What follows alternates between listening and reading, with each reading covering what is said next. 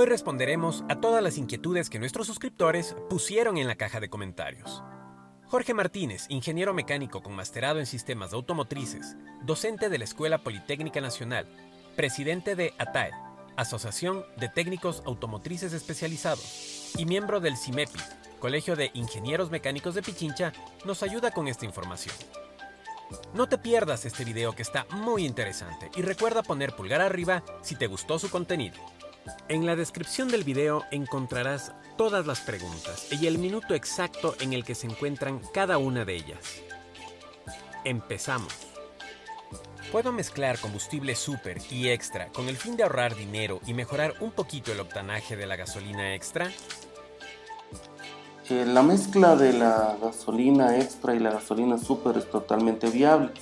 Hay que tomar en cuenta que la gasolina extra, según la norma INE, tiene 87 octanos y la gasolina super 92 octanos.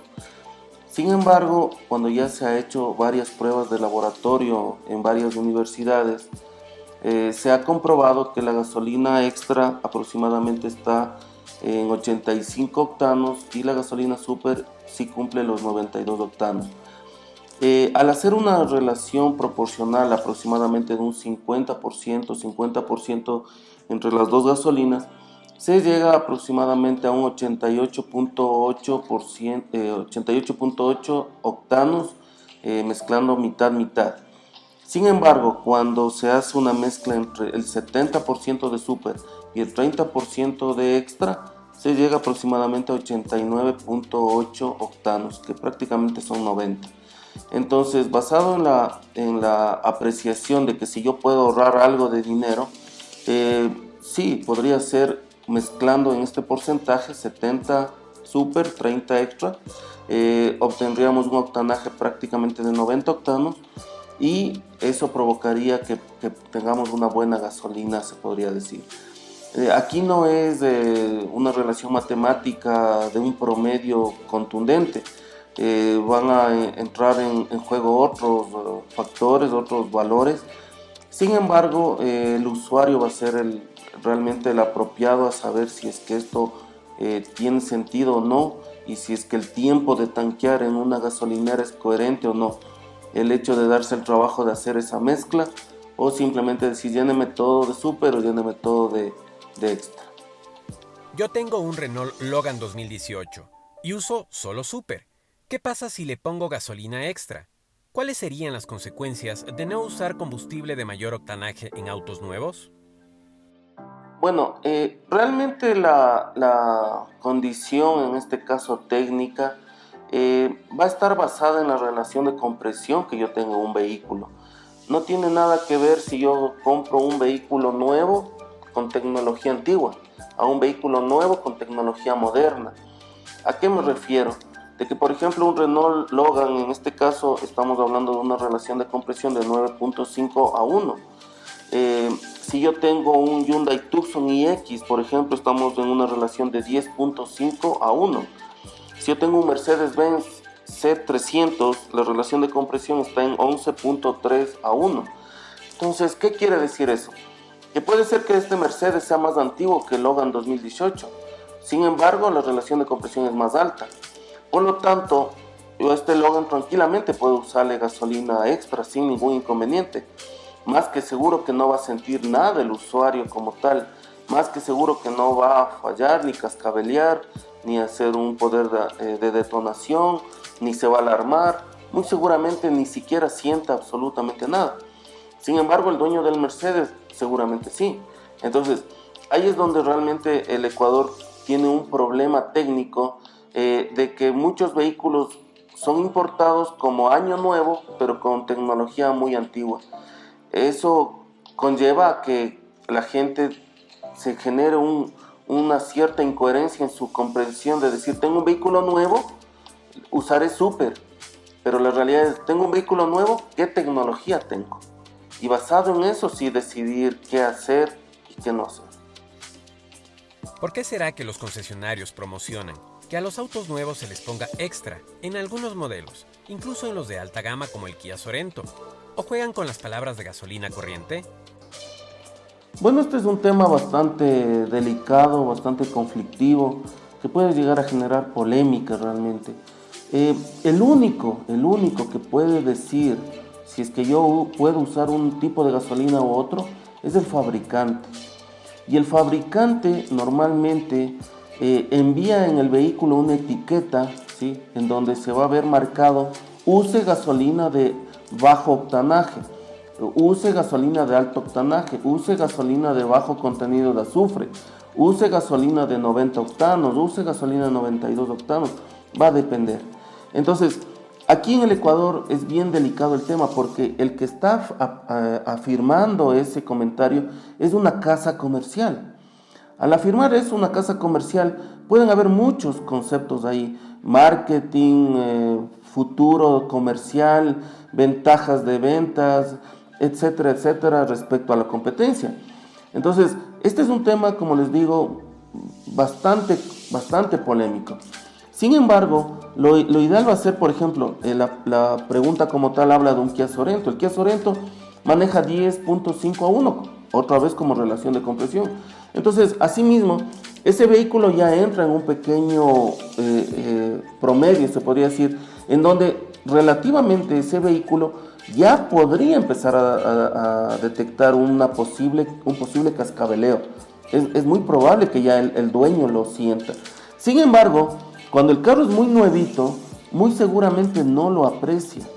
Conforme va pasando el tiempo, el motor se asienta, ya tiene una cierta madurez del motor, estamos hablando de unos 5.000, 10.000 kilómetros, seguramente ya sea más perceptible esa falla. Sin embargo, hay usuarios que desde el comienzo ya sintieron eso, o mejor dicho, oyen algo, pero no les interesa el sonido. ¿Cuándo uno siente eso? Cuando alguien que ya tiene un oído más fino, técnico, siente algo diferente en el motor, y claro, viene su apreciación. El futuro realmente es el mandatorio en esto, ¿no? Durante un cierto kilometraje el usuario como tal no va a sentir ese daño, no va a sentir esa afectación. En el futuro sí, cuando ya tenga el vehículo capaz de 80.000, 100.000 kilómetros, sentirán algo diferente. El uso de gasolina extra en motores que supuestamente o que en realidad requieren gasolina de mayor octanaje hará que este motor consuma mayor combustible para compensar esa falta de potencia. La potencia de un vehículo está dada realmente por la relación de compresión. Las dos gasolinas prácticamente tienen el mismo poder calorífico, que es una propiedad química de la gasolina. Por lo tanto, realmente el usuario como tal no va a sentir eso. No va a sentir: yo pongo gasolina extra y es más fuerte. Uso gasolina super y es más fuerte. Eso es falso. Lo que sí pasa es que hasta hace un tiempo, hacia una tecnología anterior, los carros a carburador, ¿sí?, donde yo no tenía encendido electrónico, por ejemplo, yo no tenía nada de compensación, era verdad que al poner yo gasolina extra en las ciudades de altura, se sentía que el carro andaba mejor. Eso sí es verdad. Pero actualmente la electrónica hace una compensación total. La computadora, a través de un mapa cartográfico, hace un ajuste electrónico y apenas sensa una diferencia de potencia o el sensor, el knock sensor, el sensor de cascabeleo, empieza a trabajar, hace un movimiento en el tiempo de encendido. Y eso hace que realmente no se llegue a sentir nada por el estilo. Entonces, el objetivo aquí realmente va a ser tratar de usar lo que el fabricante solicite. Y también que el usuario como tal se enriquezca y vaya aprendiendo día a día el hecho de sentirle al vehículo su comportamiento. Tal vez sonidos más suaves, desplazamiento más suave, emisiones contaminantes del olor del vehículo, que el catalizador no trabaje tanto o descargue mucho más los olores como tal propios del catalizador. Entonces todos esos conceptos hay que ir asociando realmente en esta pregunta. ¿Es verdad que la gasolina super es más limpia o solo depende de la calidad de procesos que tenga el distribuidor en cuanto al almacenaje? Bueno, no es verdad eso. No es verdad que una gasolina sea más limpia que otra. Hasta hace un tiempo, cuando había el libre valor de comercialización, se podría decir, ciertas marcas en el Ecuador de distribución de combustible se daban el trabajo de hacer un filtrado, inclusive llegaban a poner algún aditivo o algo por el estilo. Esto sí fue realmente notorio y mandatorio cuando nosotros como taller, por ejemplo, necesitábamos que algún vehículo pase la revisión vehicular y que ya prácticamente habíamos agotado todos los argumentos para obtener esa aprobación. Y claro, lo que se hacía era solicitar al cliente que tanquee el vehículo en cierta marca y se obtenían buenos resultados. ¿Por qué? Porque se confirmaba que en efecto esta gasolina fue tal vez tratada de una mejor manera. En el mundo esto es muy común. En el mundo existen bombas de gasolina que hacen ese tratamiento, o el distribuidor, se podría decir, de tal marca, hace ese proceso, y eso es muy, muy interesante. Pero claro, obviamente el costo también es mayor. Aquí en el Ecuador, lamentablemente, al haber ya fijado un valor, por ejemplo, de la gasolina super, ya no hay ese proceso, y estoy más que seguro que esta marca que les menciono ya no hace ese trabajo, no se va a dar porque ya no es rentable para ellos hacer este movimiento. Lo lamentable es en dónde se almacena la gasolina, eso sí. Entonces, yo no puedo decir la marca A o la marca B es peor. El problema es dónde yo tanqueo. Entonces, mucha de la gente ha tenido problemas porque en un viaje largo, por ejemplo, justo fue invierno, alguna cosa, y tanqueó en alguna ciudad donde la gasolinera está al nivel de la calle, entró agua, se contaminó, o esos tanques nunca fueron hechos dados mantenimiento. Entonces, todas esas cosas sí realmente están por ahí. Pero la afirmación concreta de que si una gasolina es más limpia que la otra, no es así. Bueno, respecto al tema ya propiamente dicho de que si una gasolina que yo compro en algún sitio es más limpia o no, sí podría llegarse a concluir de que el mantenimiento que el propietario de la bomba de gasolina dé a sus tanques va a ayudar muchísimo. Es obvio que si alguna gasolinera está todo el tiempo con un alto flujo, alto tráfico, no para, mientras están los vehículos en fila, llega el tanquero, descarga, todo ese sedimento se mueve, eso pasa de nuevo por las bombas, pasa a los vehículos, o sea, entonces puede hacerse una cadena ahí de problemas.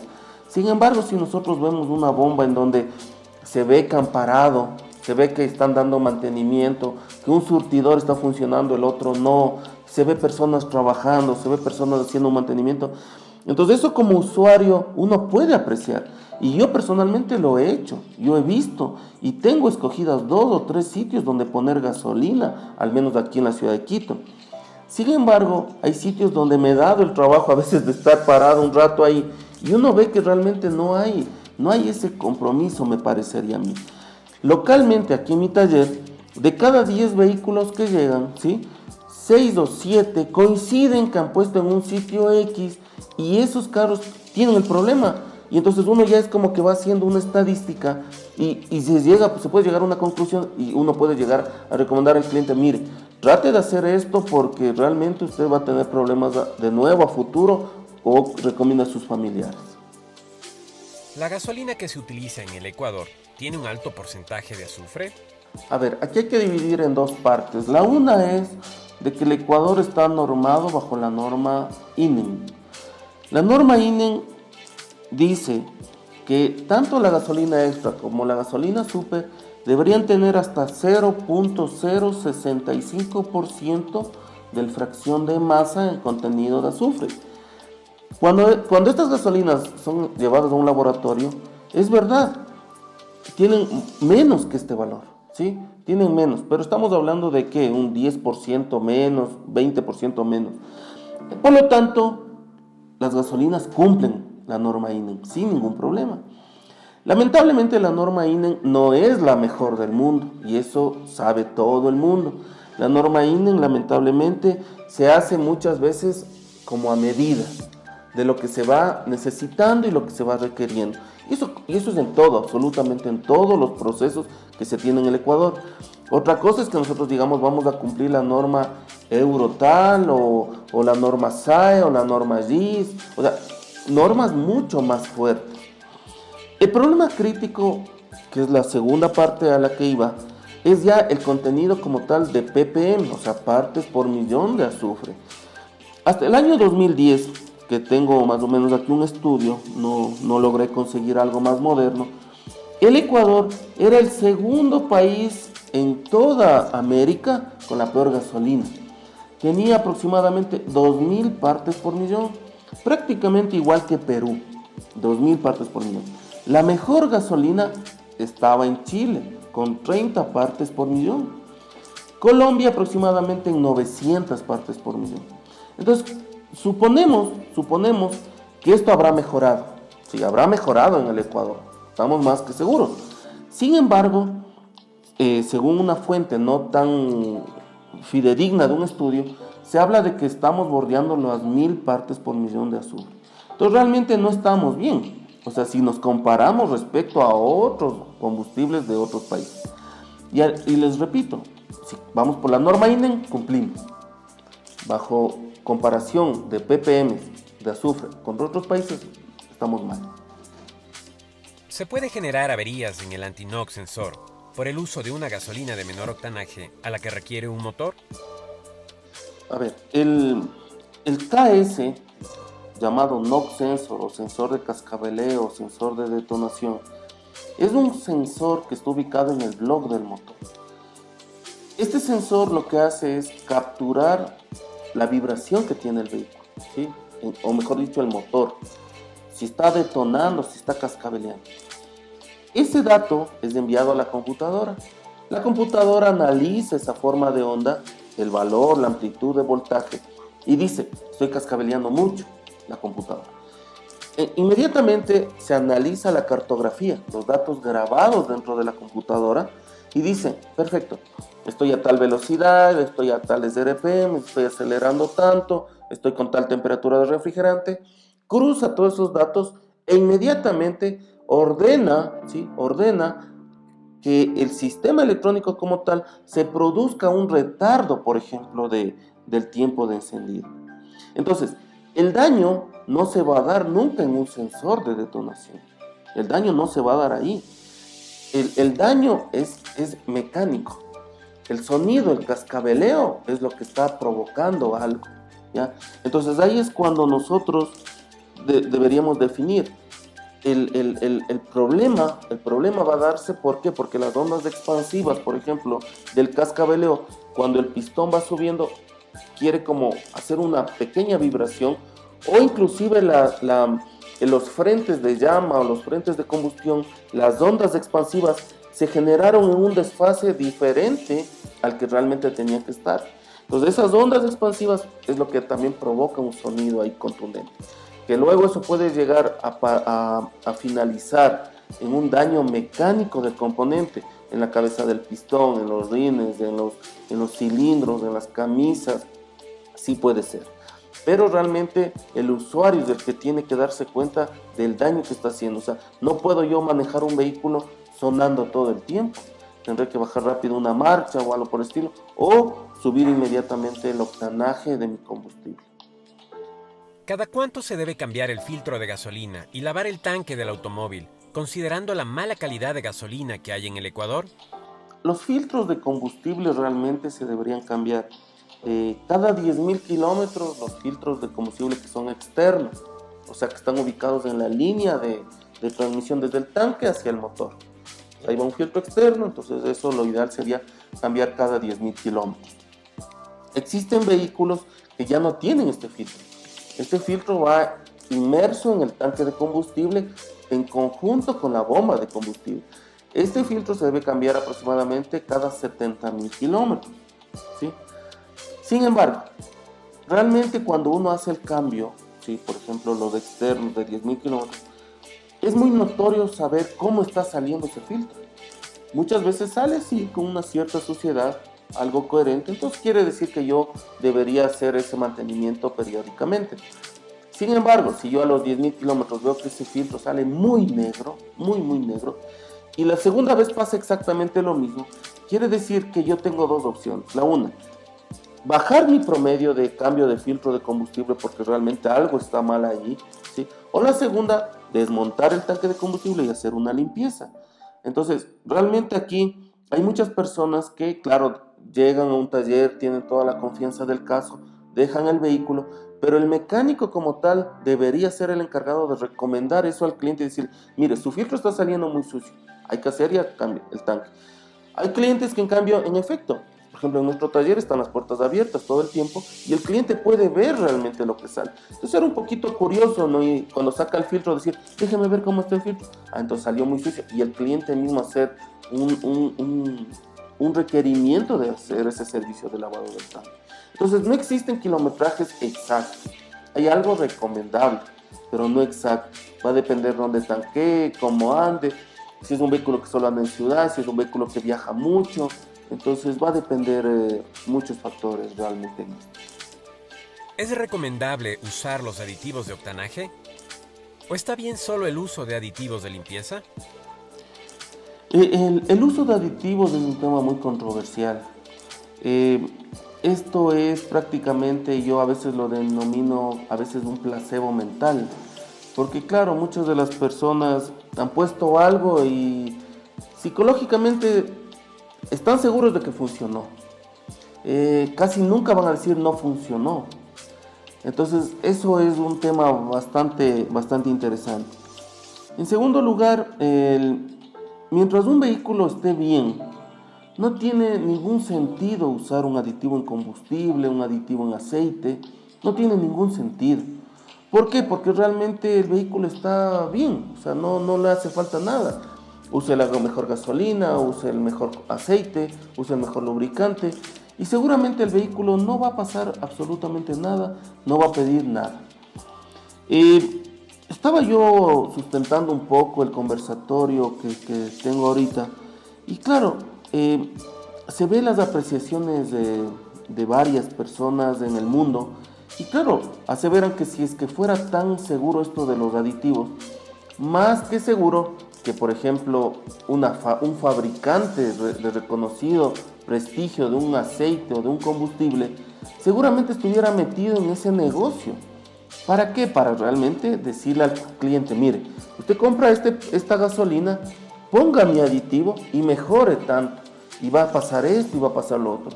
Entonces, para mi concepto, realmente el uso de aditivos no tiene sentido. Yo tengo una frase muy grosera a ratos, pero alguien me dice, vea, ¿y qué le pongo a este motor y está consumiendo aceite? Digo, puede ponerle hasta más chica.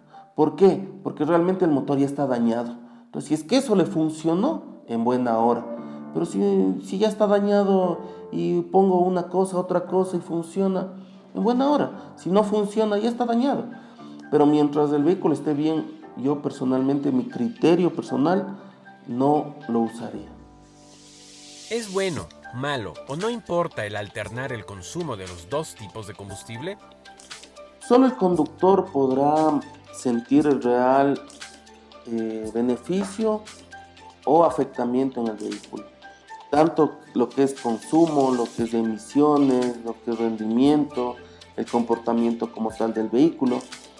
El daño que se genere, si es que se da el caso, no va a ser notorio rápidamente. Este es un proceso de muy largo tiempo. Hay vehículos que si alguien compró el vehículo nuevo y durante 30, 40, 50 mil kilómetros seguramente no va a sentir nada. Seguramente si él es una persona que le gusta cambiar el vehículo, ¿sí? Cada 2, 3 años, siempre estará feliz con lo que use. O sea, no hay mayor apreciación. La persona que compra posterior con 80, 100, 150 mil kilómetros, ellos sí son los que sienten las cosas. ¿Por qué? Porque, por ejemplo, el haber usado solo gasolina extra está más que comprobado internamente aquí, como les digo, en un taller, que cambió seguramente 2 catalizadores en ese tiempo, 2 juegos de sensores de oxígeno, hoy en día hay delantero y posterior, más cables de bujía, más bujías, el vehículo como tal se generó un mayor desgaste como tal. Sin embargo, eso es un proceso de experimentación constante, o sea, nadie en un laboratorio va a poder llegar a detectar eso tan rápidamente porque tendría que hacer muchas horas de vida útil funcionando el motor. Entonces es bastante delicado también el tema, es bastante conflictivo. Sin embargo, basado en la percepción que nosotros tenemos, yo personalmente sí recomendaría mantener al menos un mismo tipo de combustible todo el tiempo o un mismo estilo de mezcla todo el tiempo, no estar cambiando cada rato o hacer cosas ahí inventándose, porque se puede generar algo diferente a lo que uno teóricamente puede llegar a pensar. ¿La gasolina Ecopaís es realmente mala como la gente dice? La gasolina Ecopaís es una mezcla de 5% de alcohol con el 95% de gasolina extra. Esta mezcla provoca que se incremente un poquito el octanaje como tal hacia la gasolina Ecopaís, pero es muy poquito, estamos tal vez hablando, podría ser un octano, muy seguramente. Eh, lo crítico está un poquito en la parte de almacenamiento. Al tener yo alcohol, ¿sí? Alcohol en este caso en la gasolina como tal, cuando yo quiero hacer un paso, ¿sí? Un cambio, se podría decir, hacia ese uso de combustible, a veces el problema está basado en un problema del almacenamiento, de la limpieza de los tanques, de los ductos, de las cañerías. Entonces, si alguien va a empezar a distribuir ese combustible en la gasolinera, debería ser primero bien limpiado todo el sistema y luego empezar a distribuir ese combustible. En un vehículo, si es nuevito, capaz no siente nada igual, capaz no siente nada. Pero si es un vehículo ya con mucho kilometraje, este alcohol va a ser una propiedad de limpieza. Y entonces eso va a generar otro tipo de problemas. Seguramente filtros, bombas, alguna cosa va a ser. O sea, son daños que se tienen por ahí ocultos y que la gente, claro, se tapó el filtro, cambia. Se dañó la bomba, cambia. Pero realmente si uno empieza a hacer un estudio un poquito más fuerte, va a llevarse otras sorpresas. Entonces, no es que sea una peor gasolina o una mejor gasolina. Realmente está en cómo yo lo voy a usar y en dónde lo voy a usar. Sin embargo, eh, actualmente en el Ecuador, esta gasolina solamente está siendo usada en la costa. En la sierra todavía no ingresa, ¿sí? Acá Quito no ha ingresado este combustible. ¿Por qué? Porque se siente que a veces en estudios técnicos que se han hecho en universidades, a veces este alcohol, al ser higroscópico, absorbe mucha agua y esta agua puede generar mayores problemas. Sin embargo, el 5% no está totalmente confirmado de que pueda llegar a generar un daño excesivo en los vehículos. ¿Es lo mismo poner la gasolina en galones que en dólares? La costumbre, sí, la costumbre siempre ha denotado de que nosotros tengamos que ir a la bomba y solicitar $5, $10, $15. Y obviamente lo que no sabemos nosotros es si la medida que están poniéndonos es coherente o no es coherente. Lo ideal sí sería más bien pedir al revés. Póngame 5 galones, 10 galones, 15 galones. Porque yo lo que estoy haciendo es comprando volumen. Entonces yo debería pagar en volumen. ¿Sí? O sea, un litro de leche, ¿cuánto cuesta? No, yo no digo deme 80 centavos de leche. Entonces, haciendo esa comparación, es coherente la pregunta y es muy interesante. Lo ideal sería comprar en galones, lo ideal. Entonces, ¿cómo se contrastaría esto? Es porque las unidades de control del gobierno, ¿sí? La agencia de combustibles o el ministerio de combustible, de energía, lo que sea, tiene que realmente, ustedes habrán visto, llega con un tipo, como un lechero, se podría decir, pequeño, y tiene una tabulación ahí. Entonces ellos lo que hacen es le dicen al de la bomba, tanque o ponga un galón de combustible. Le ponen un galón y confirman si es verdad o no la medida que están haciendo. Si eso se hace constantemente y en efecto se verifica, realmente estamos bien. Entonces no habría mayor problema. Sin embargo, si es que alguien quiere hacerlo mejor, pida por galones, va a ser mejor. Pero claro, el valor final podría ser $12.83. Entonces capaz de eso sea más difícil de transaccionar. Quiero dar un agradecimiento a los estudios que logré obtener a través de la Escuela Politécnica Nacional, en su persona el ingeniero Ángel Portilla, al ingeniero Roberto Custode, también de la Politécnica Nacional, un consultor ambiental, y al ingeniero Alex Guzmán de la UTE, debido a sus aportes en investigación. Entonces quedo muy agradecido porque a base de estos 3 personas también he logrado obtener varias información, apoyado también en ciertos criterios a nivel internacional. Gracias a todos nuestros suscriptores por sus preguntas. Esperamos haber satisfecho sus inquietudes. Y no te olvides, porque no siempre la mejor decisión es un auto nuevo. Te presentamos De Segunda Mano.